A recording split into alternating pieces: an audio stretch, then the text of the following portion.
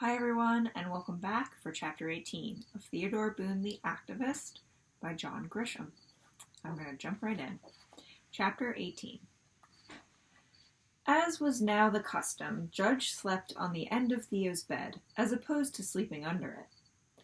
As Judge tossed and turned through the night, he sometimes whimpered when his wounds ached. Theo could usually talk him back to sleep.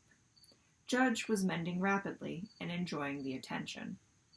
Theo was not sleeping too well, but didn't care. He would never again fuss at his dog over anything. On the Thursday morning after animal court, Theo carried Judge downstairs and released him into the backyard. Mrs. Boone was sitting at the kitchen table in her nightrobe, sipping coffee and reading the newspaper.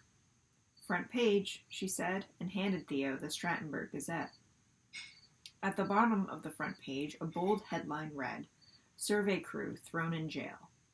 And in the center of the article was a photo of Theo holding Judge as they left court. In the excitement of the moment, Theo had been vaguely aware of a reporter and a photographer. "Wow," he said as he admired the photo. The caption under it read, "Theodore Boone with dog Judge says he plans to fight the bypass and all the thugs who work for it." "Did you really say that?" his mother asked. "I guess I did." "Seems a bit strong, doesn't it?" Maybe. Theo read the article. There were quotes from both parents, Maura Caffrey, Judge Yeck, and Larry Sampson. All in all, it was an accurate account of what happened. The defendants disagreed with the verdicts and planned to appeal. Miss Caffrey promised to have her clients out of jail by noon Thursday. Mr. Silas Quinn said he had filed a civil lawsuit against the four men and their company, and so on. Nothing new, really, except a rather nice photo of Theo and Judge on the front page. Theo liked it. "You shouldn't have called them thugs," Mrs. Boone said. "Why not? They're thugs, right? They trespassed and they beat my dog with a stick. They're not exactly nice guys." "You gotta be careful around reporters, Theo. They're always ready to pounce on the wrong word, especially Norris Flay." "Who's Norris Flay?"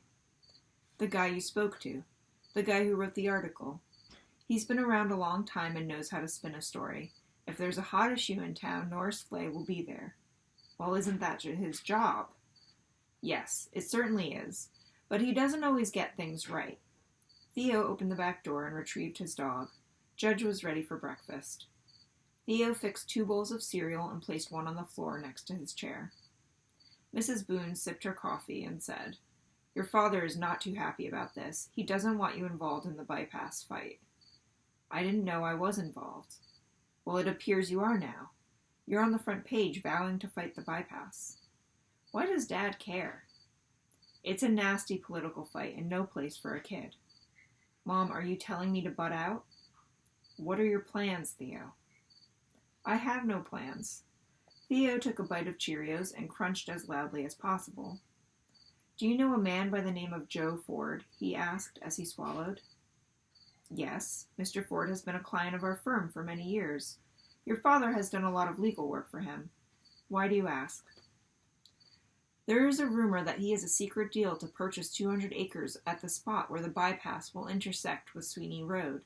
So if the bypass gets approved and built, Mr. Ford, who I think is also known by his nickname of Fast Ford, will be in a good position to develop the land and make a fortune." Mrs. Boone was frowning and nodding, not sure how to respond. Theo pressed on.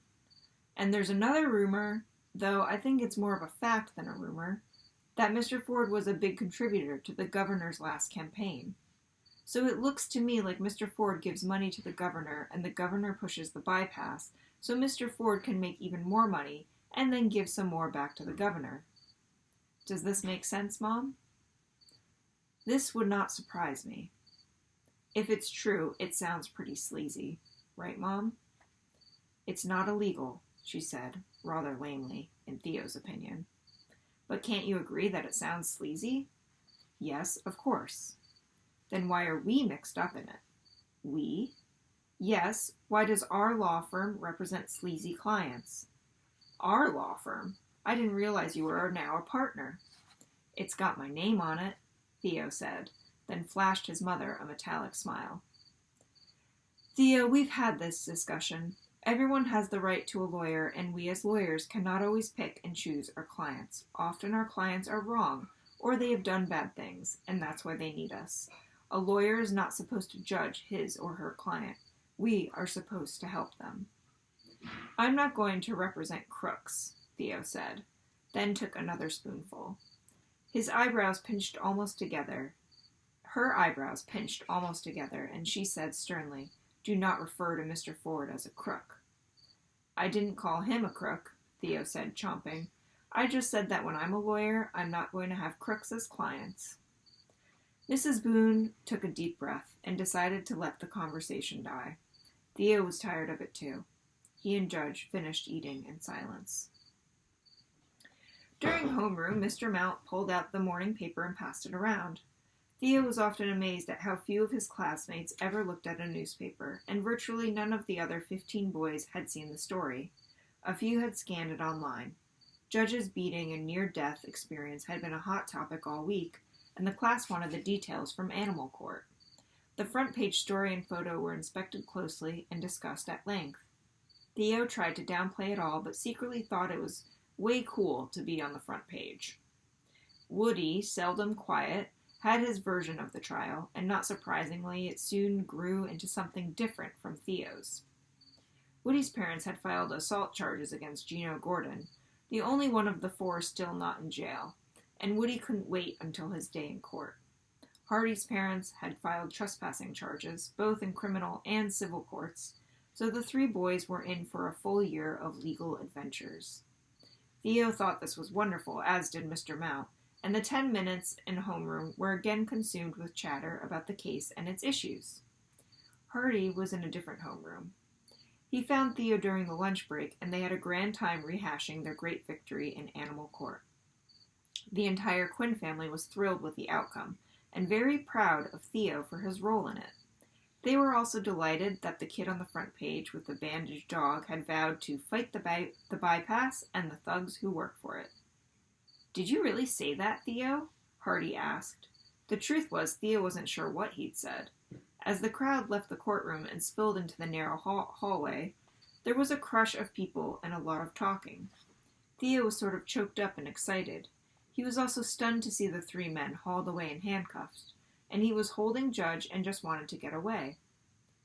He caught a glimpse of someone with a camera, and he remembered the reporter asking him some questions as he walked up the stairs.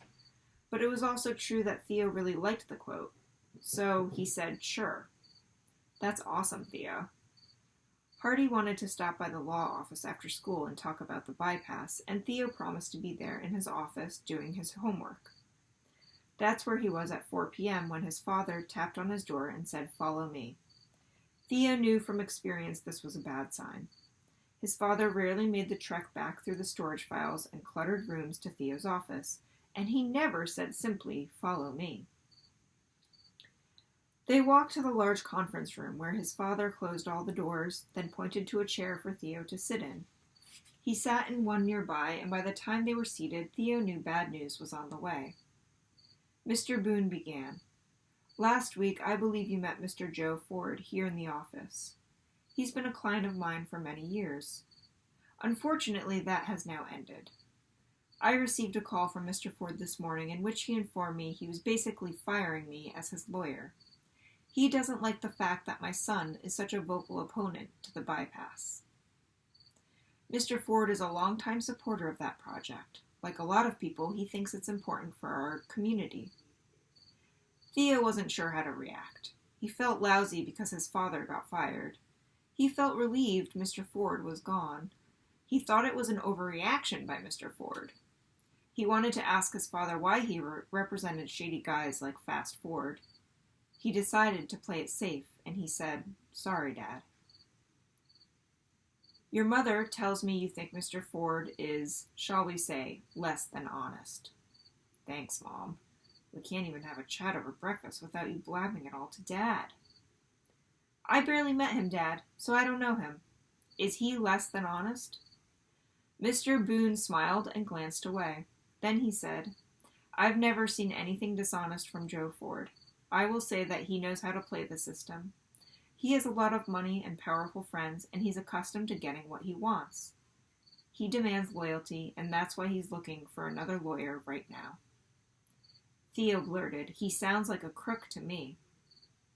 "He's not a crook, Theo, and you need to stop throwing around words like crooks and thugs, okay?" His father was right about this, so Theo said, "Yes, sir." After a pause, his father asked, "Who told you about the 200-acre purchase at Sweeney Road?" Ike had told him, but Theo knew better than to admit this. He crossed his arms over his chest, clenched his teeth, and said, "I promise not to tell." This always worked, since both parents knew the importance of keeping secrets.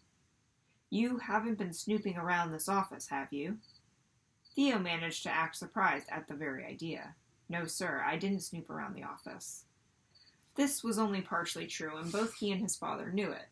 To help clear things up a bit, he said, "Someone told me." Mr. Boone shook his head as if he believed this when he in fact did not, and Theo knew it. "What else did this someone tell you?" Mr. Boone asked.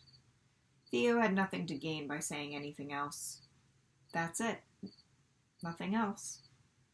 His father's concern only confirmed the truth about Joe Ford and his shady deal, but Theo decided to leave it alone. Fast Ford had said goodbye as a client, and Theo was secretly thrilled. Such a bad character was gone from Boone and Boone. And he suspected he wasn't alone.